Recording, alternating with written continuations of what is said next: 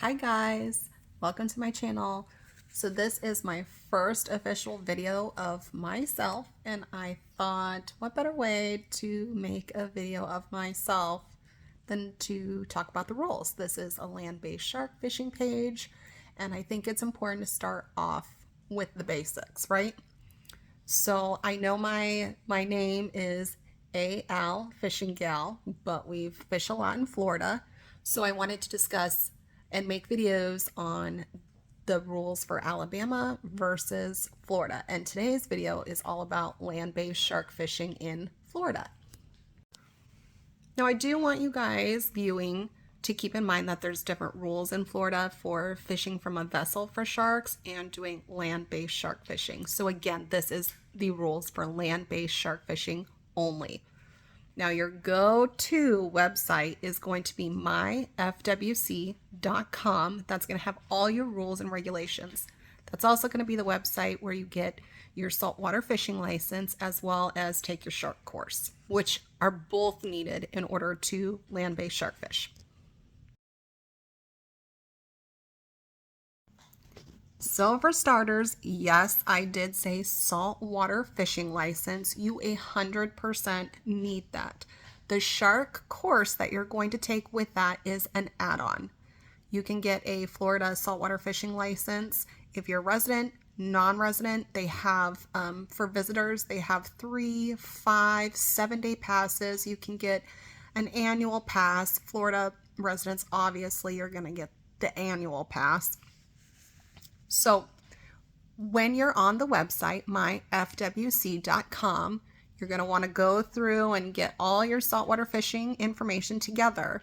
But then you're also going to click, and I will show a video here in my next little slide. You're going to take the shark course.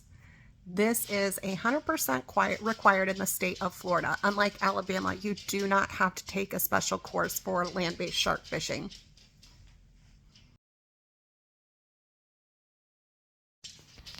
Now to take the course and add the shark course onto your saltwater license, this is completely for free. The test, you'll go through a number of modules and learning videos, and the test consists of 10 questions. Now you have to get at least an 80% or you have to retake that test. I will tell you, little cheat, it is always the same 10 questions, just in a different order, every time you take it. Now, after your year comes up, you'll have to retake that shark course. And again, it's going to be the same 10 questions. Now, I know you're watching my video and I can give you the basics, but it still is always good to go through those modules just as a refresher, or if you're new to it, just to get a little bit better and more specifically familiar with the rules and regulations of Florida land-based shark fishing. At the end, after you've taken your test, you're going to get a confirmation number and a certificate. Once you get that number, you're going to go back into your myfwc.com and put that number into the shark course so they can add that into your saltwater license. And then you have both permits. Pay, you're good to go. Okay, so what are the rules and why is it important? First of all, it's important for your safety. It's important for the shark's safety. Florida is very strict, so you want to make sure that you are following the rules and regulations to shark fishing. I mean, you can lose your license, they can take your gear.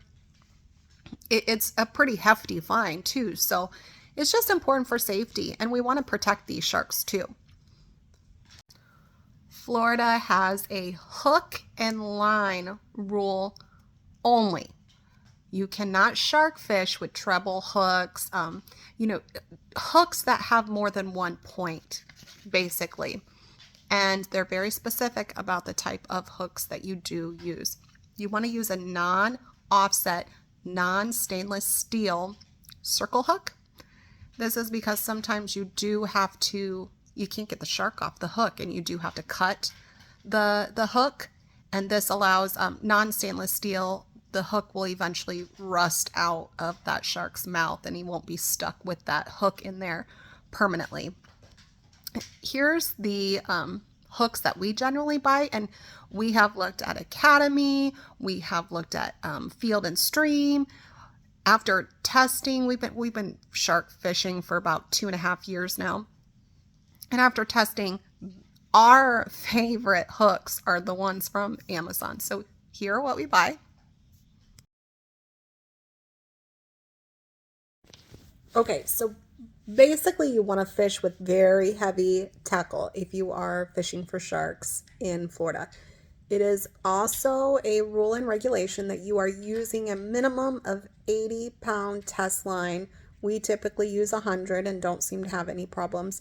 But also on your hooks, if there's any barbs or spikes to them, you want to make sure that you flatten or file them down. That is also a state law and regulation for Florida. We do use the same equipment and gear that we do in Florida and in Alabama, just the rules are different. They're not as strict, I should say, in Alabama as they are Florida. It is important to have all your gear right next to you when you are fishing in Florida. You need to have your pliers. You need to have your bolt cutters, because if you can't get that shark off, you need to clip your line, and those need to be right by you. When enforcement comes around, those are things that they're going to be looking for, and if you don't have them, you're going to be in a world of trouble. You do want to make sure you're taking really good care of your needle nose pliers or your bolt cutters, because being out on salt water, they rust very easily. So making sure that you're cleaning them off after you're using them, or if they're too far gone, you buy a new pair that you know is going to work, that's not going to put yourself in jeopardy. It's also important because a little bit later on I'm going to talk about prohibited sharks that are protected in Florida, and these sharks you have to handle a different way. Here is the hook popper that we recently came across after about a year of experimenting with different ones. Again, we did buy this on Amazon. We've bought several from Bass Pro. We've bought some from Academy. We really like Academy. We go there a lot. But the best one that we have found is on Amazon. And we can get that hook out in a matter, I shouldn't say we, my husband can get that hook out in a matter of 10 seconds or less. It literally just pops it out, and I recommend everyone that is shark fishing or targeting larger fish to buy this. There you go. Another important rule and regulation in Florida is chumming from the shore is strictly prohibited. You cannot chum from the shore. Why? Because a lot of Florida is public beaches, and they don't want to bring in that abundance of shark, which brings me to, it's not necessarily a rule or regulation. I feel it is more common sense. If you are land-based shark fishing in the summertime, do it at night.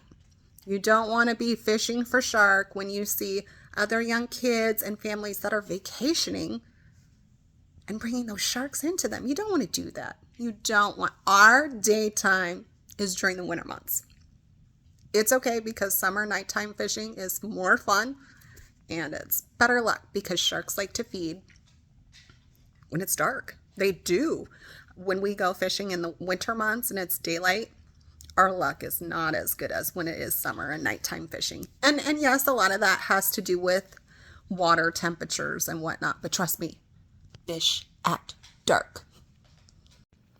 Okay, so who needs a fishing license? If you are 16 and older, you need a saltwater fishing license with your shark course. I have a 12-year-old son. He doesn't need anything, and he shark fishes with us all the time. Nothing. My 18-year-old, he needs his license, and he needs to take a shark course. Anyone 16 and over. In Florida, 65 and over, you get a free saltwater license, which is really nice, but you are still required, if you're going to shark fish, to take that shark course. And it's very important to put that number into your checkout so it's on your license and they know that you are good to go without any questions asked. The shark course, I think I failed to mention the shark course. Adding that onto your saltwater license is completely for free. So even if shark fishing isn't your thing, I would suggest adding it on. I mean, you're not losing anything. Okay, so it happens to people all the time. We like to tag sharks for the NOAA, and you can catch a shark that is tagged. If it has a tag on it, you are required to call that into the NOAA for research and whatnot. They want to help track that shark. So make sure if you see something coming out of a shark that doesn't look natural and looks like a tag, call that in. Okay, so moving on to the last important bit is Florida has sharks that are not regulated, and then they have prohibited sharks. That means that they're sharks that you can take out of the water, take your pictures with, release them, put them back into the water. And then there's sharks that are prohibited. This means that their gills must be fully submerged as you are removing the hook. You cannot take them out of the water. I mean, it is about getting that shark back out into the deep ocean or its home as soon as possible. Those gills need to be submerged. Now, of the sharks that are not regulated, you are able to, if you choose to, harvest one shark per day. And we'll discuss those sharks that you are able to harvest. But again, we catch to release only is what me and my family do. Now, this is where it gets a little bit difficult. And you can buy pamphlets or there's apps that work great. Of the not regulated sharks, there are some sharks that you are able to harvest without there being a limit, and some sharks must be 54 inches in length. So I'm going to put those sharks on the next slide, but I'm just going to read through the list of sharks that are not regulated and have no limit size, meaning if you catch this kind of shark, it doesn't need to be a special size or length in order to harvest it.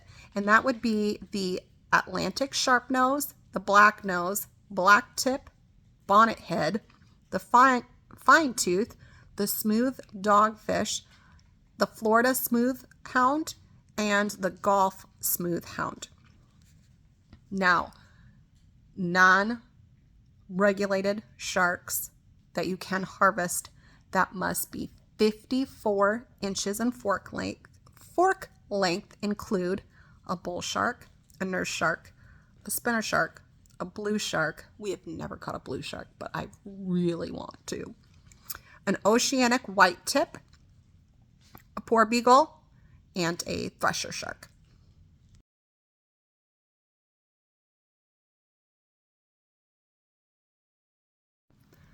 Now, Florida does have a long list of prohibited sharks. These, again, are the sharks that you are not able to take fully out of the water. The gills need to be submerged, and it needs to be released as quickly and safely as possible, even if that means you need to cut the hook out. That would be the Atlantic angel, the basking, the big-eyed sand tiger, big-eye thresher, big nose, Caribbean reef shark, Caribbean sharp nose, a dusky, Galapagos, great hammerhead, a lemon shark, long fin mako, narrow tooth, a sandbar, a sand tiger, a scalloped hammerhead, a seven gill, a short fin mako, a spiny dogfish, a whale shark, a tiger shark, a white shark, silky shark, six gill shark, and the small tail shark.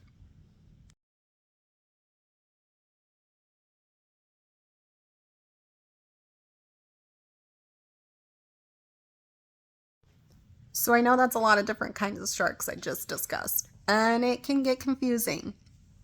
I honestly read from my list that I pack with me when we go shark fishing. not because we harvest, but to know what is prohibited and what is not.